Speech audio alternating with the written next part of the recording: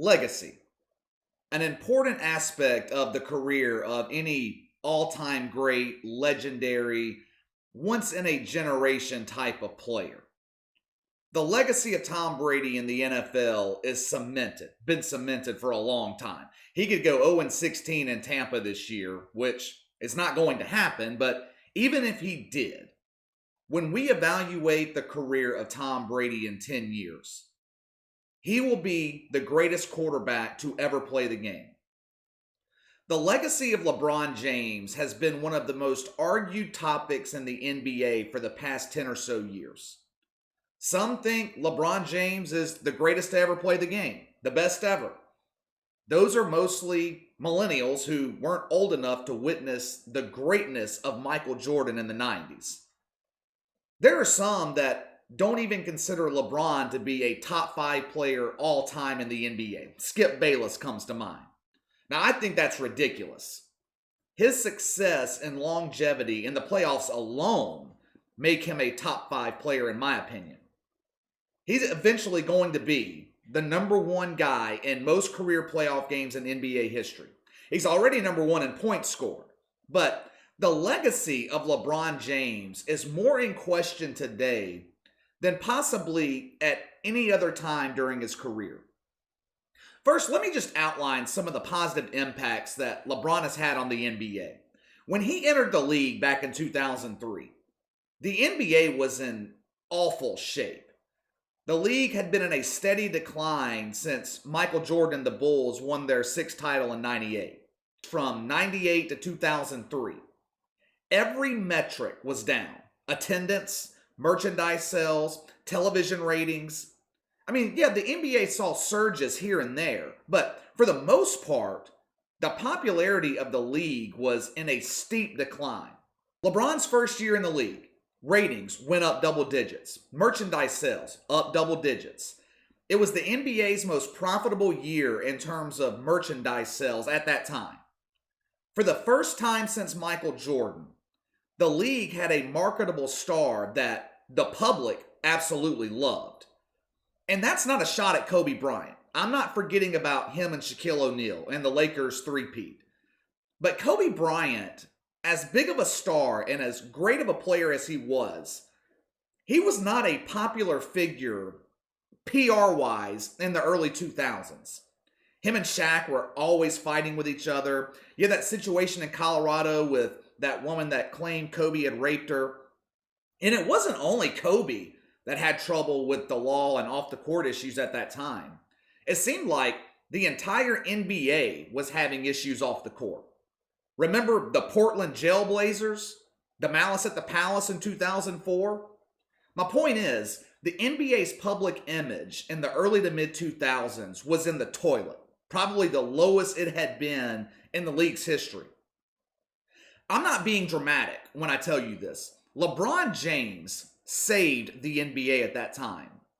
Whether you love him or you hate him, you cannot deny his impact. You can't deny that he turned the public image of the NBA around. He reached his popularity when the internet was becoming a force. Sites like TMZ were following stars everywhere. Social media was on the rise as LeBron's star was rising.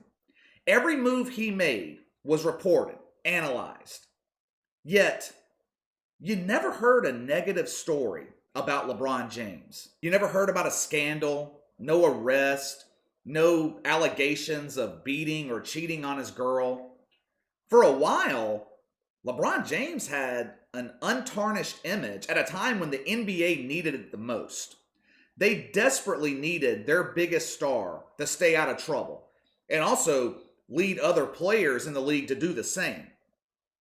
And speaking of other players, LeBron James has done more than any other legendary player before him in terms of giving power to the players instead of the owners and general managers having all the power. Now, whether or not this is a positive or a negative, it just depends on how you look at it. Back in the 90s, general managers, owners, they held most of the power. Michael Jordan was the most popular athlete on the planet. With all the power and influence that he had, Even he couldn't get Scottie Pippen a new contract that paid him what he was worth. Scottie Pippen signed a contract in the early 90s worth a little over $2 million a year. It was a 7-year contract, a long contract in terms of the NBA. Midway through the deal, the NBA exploded in popularity. Salaries across the league increased exponentially. Scottie Pippen wanted to renegotiate his contract, but Jerry Krause was not having it. The Bulls general manager wasn't budging on this issue.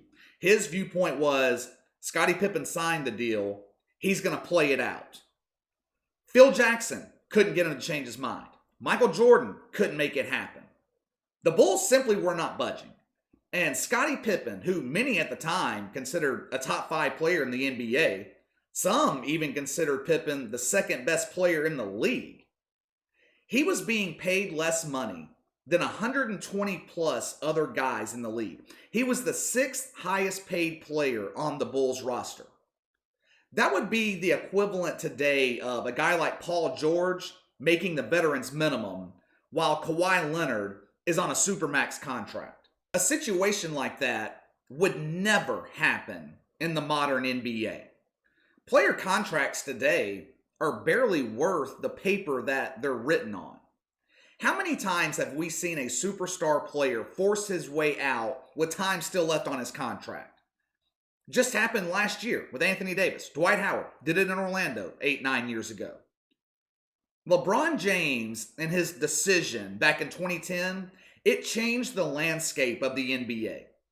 Even though Paul Pierce, Kevin Garnett, Ray Allen had formed a Big Three in Boston a couple of years before, the formation of the Big Three in Miami rocked the league. All of a sudden, you had superstar players coming together to form super teams. They followed LeBron's lead. They began forming super teams to try to compete with him. It completely changed the NBA. The power shifted from the owners and general managers to the players. And today, the players in the NBA control the league. They have the authority. The decision also changed the public's perception of LeBron James. The reaction to the broadcast was overwhelmingly negative. People didn't like it. LeBron went from being universally loved to being the most hated player in sports. Miami threw a damn championship-type pep rally that summer like the Heat had already won multiple titles. They hadn't even stepped on the court yet, and they were acting like they were the champions of the league. LeBron got on stage talking about, we're not just going to win one title, not 2, not 3, not 4, not 4 million. The backlash was visceral. Overnight, he went from being universally loved to being the most hated player in the NBA. And LeBron never really fully recovered from it. Eventually, the booing every time he touched the ball on the road subsided, went away, but he never got that love back from the fans, from the general public that he had before the decision. That kind of hatred and negative reaction never happened to guys like Michael Jordan, Magic Johnson, Larry Bird. It happened to guys like Isaiah Thomas. As great of a player as Isaiah Thomas was, when people talk about all-time greats today, he doesn't get mentioned, probably based off of his reputation alone. The 4 years that LeBron went up against Steph Curry and the Golden State Warriors in the finals, it was the first time in 20 or so years that the NBA was achieving Jordan-era type ratings. The only other time they came close was back in 2001 when Allen Iverson took on the Lakers in the finals. In terms of mainstream popularity, LeBron James is the only other NBA player that you can put on the level of Michael Jordan. Not Kobe Bryant, not Shaq, not Kawhi Leonard, not even Steph Curry. It's LeBron and MJ. Yet, when you compare the legacy of Jordan to LeBron, it's not even close. There is no comparison. I mean, just look at their records in the NBA Finals. Jordan, 6-0. LeBron, 3-6. Michael Jordan always stepped up in big moments. What has been one of the biggest criticism of LeBron James throughout his career, especially the first 10 or so years? That he disappears in big moments. When it's time to take that last shot in a game 7, LeBron dishes the ball to somebody like J.R. Smith instead of taking the shot himself. Even though that's not the case every time, that is the perception. And perception matters. But you want to know what I think could be one of the biggest blemishes on LeBron's legacy? No one's really talking about this right now either. But think about this for a second. Magic Johnson and Larry Bird saved the NBA in the 1980s. They not only saved it, they carried the league to heights and popularity that it had never seen before. They handed the league off to Michael Jordan in the early 90s. Of course, that era of the NBA was the most popular and mainstream that it had ever been. They have never recaptured the magic of the Jordan era, probably never will. Michael Jordan handed it off to Kobe. He went through his trials and tribulations, but Kobe Bryant eventually resurrected his career. But really, Kobe's era was defined by LeBron James. LeBron helped the NBA go international. The league is now global. But we are now getting towards the end of his career. And because of LeBron's embrace of social justice into the NBA, because of the infusion of politics into the league, he is on the road to becoming the first face of the NBA to leave the league in worse shape than he found it when he came in.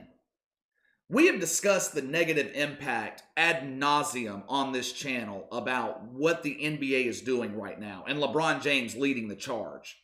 Playoff ratings down nearly 30%. Regular season ratings are down 40 to 50% since 2012. They were down double digits this year. In 8 years, the NBA has lost half their audience. And it couldn't be happening at a worse time because LeBron is entering the twilight of his career. He's playing at a high level right now, but he's not going to be able to physically play at this level much longer. In most cases, once an NBA player reaches 36, which LeBron will be in December, if the decline hasn't already started, it starts around that age. We have seen it multiple times with superstar level players in the past. So LeBron's days as the league's biggest draw are coming to a close. And he's turned himself into a sort of pariah with the vast majority of the NBA audience. Even with him playing at a high level at 35 years old, even with him chasing his 4th title and potentially his final title chase, no one cares. No one is watching. When we look at LeBron's legacy 10 years from now, we will discuss all the positives, but you're not going to be able to avoid a couple of the major negatives. The blowback that he received from the decision back in 2010. And him being the first NBA megastar to leave the league in worse shape than it was in when he entered it. At least from a ratings and public relations standpoint. Now, how big of an impact it'll have on his legacy, we don't know. But we will find out. All right, that's all for today. Hit that like and subscribe button. Click the notification bell to receive all notifications from the channel. Leave me a comment in the section below. Give me your thoughts on the legacy of LeBron James. Will he be remembered as the GOAT, the greatest of all time? Will he be remembered as a top 5 player? Do you think the negatives that I mentioned will have any impact on his legacy? Let me know your thoughts. You can follow me on Twitter at KC_BTL84. Have any questions, a topic you'd like me to discuss, you can email me at BTLKC84@gmail.com. I'll see you guys next time.